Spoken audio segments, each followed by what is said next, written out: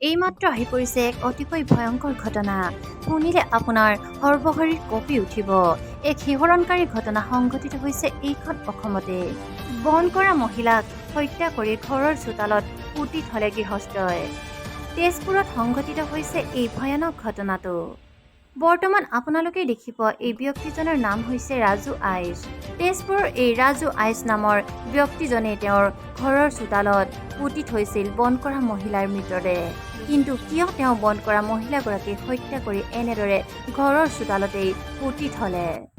জানিব পৰা মতে ৰাজু আইচ আৰু তেওঁৰ পত্নীৰ মাজত সংঘাত হৈছিল আৰু সেই সংঘাতৰ বাবে আজিৰ পৰা 2 বছৰ আগতেই পত্নীয়ে ৰাজু আইচক এৰি থৈ মাতৃগৃহলৈ গুচি গৈছিল।